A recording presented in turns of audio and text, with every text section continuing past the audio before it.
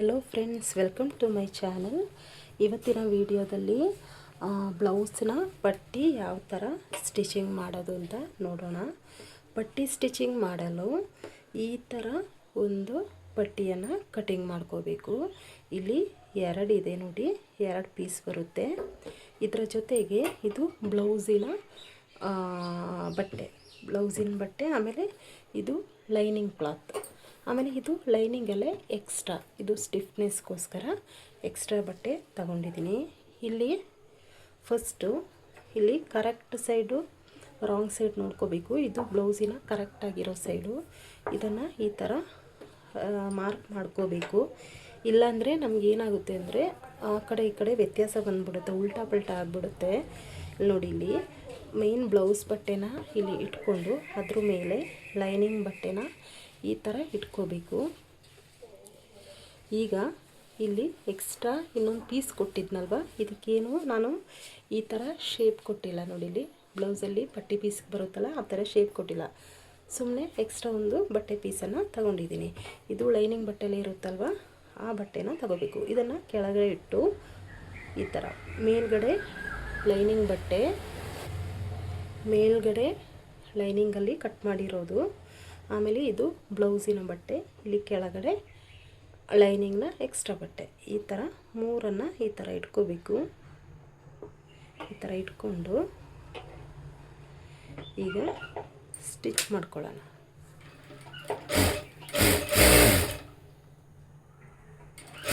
ಇಲ್ಲಿ ಕರೆಕ್ಟಾಗಿ ಮೂರು ಕೂಡ ಒಂದೇ ನೇರಕ್ಕೆ ಇರಬೇಕು. ಇಲ್ಲಿ ನೋಡಿ, ಕಾಣಿಸ್ತಾ ಇದೆಯಲ್ವಾ?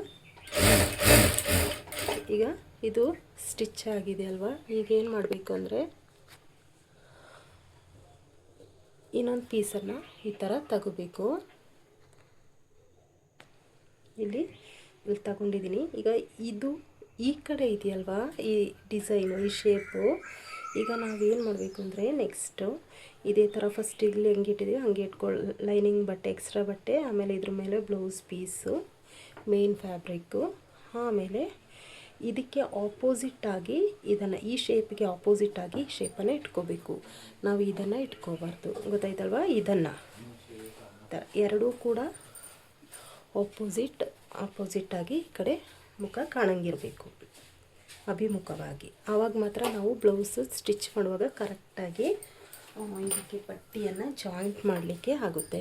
ಇಲ್ಲಿ ಕಾಣಿಸ್ತಾ ಇದೆಯಲ್ವಾ? ಈ ಪಟ್ಟಿ ಕರೆಕ್ಟಾಗಿ ಎರಡೂ ಸೈಡ್ಗೆ ಜಾಯಿಂಟ್ ಮಾಡೋಕ್ಕೆ ಸರಿಯಾಗುತ್ತೆ. ಇಲ್ಲಾಂದರೆ ಆ ಕಡೆ ಎರಡೂ ನಾವು ಸ್ಟಿಚ್ ಮಾಡಿರೋ ಪಟ್ಟಿ ಒಂದೇ ಸೈಡ್ಗೆ ಆಗಿಬಿಡುತ್ತೆ. ಇದನ್ನು ನಾವು ಫಸ್ಟ್ ನೋಡ್ಕೋಬೇಕು.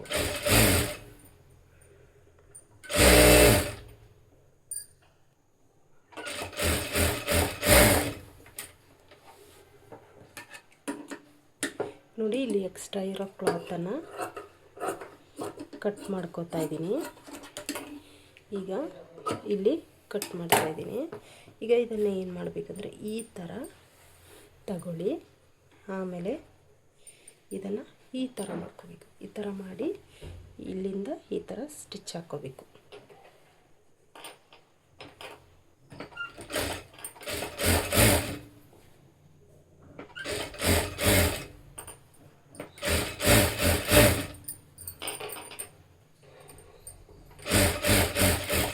ನೋಡಿ, ಈ ಥರ. ಈಗ ಇಲ್ಲೂ ಕೂಡ ಸ್ಟಿಚ್ ಹಾಕಬೇಕು.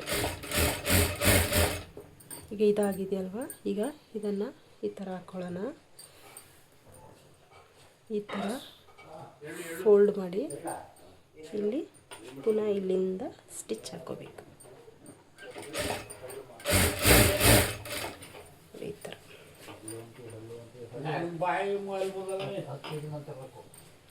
ಇಲ್ಲೂ ಕೂಡ ಸ್ಟಿಚ್ ಹಾಕಬೇಕು.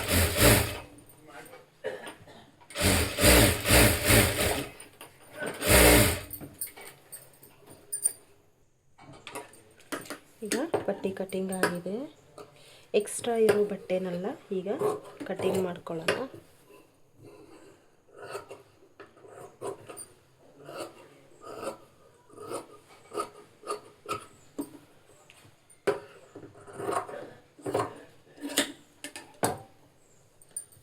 ನೋಡಿ, ಈಗ ಒಂದು ಸೈಡ್ ಪಟ್ಟಿ ಆಗಿರುತ್ತೆ, ರೆಡಿಯಾಗಿದೆ.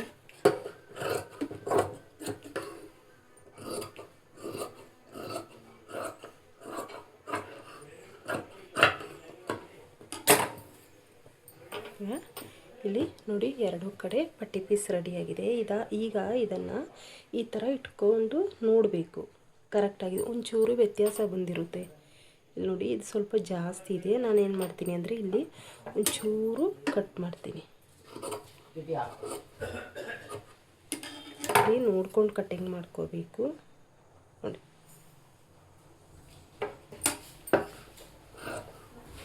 ಜಾಸ್ತಿ ಕಟ್ಟಿಂಗ್ ಮಾಡೋಕ್ಕೆ ಹೋಗಬಾರ್ದು ನೋಡಿ. ಈಗ ಪಟ್ಟಿ ಪೀಸು ರೆಡಿಯಾಗಿದೆ. ಯಾರೆಲ್ಲ ನಮ್ಮ ಚಾನಲ್ ನೋಡ್ತಾ ಇದ್ದೀರಾ ಸಬ್ಸ್ಕ್ರೈಬ್ ಮಾಡಿಕೊಂಡು ನೋಡಿ. ಇನ್ನೂ ಸ್ಟಿಫ್ನೆಸ್ ಬೇಕು ಅಂದರೆ ಇದ್ರ ಮೇಲೊಂದು ಸ್ಟಿಚ್ ಹಾಕ್ಕೋಬೋದು.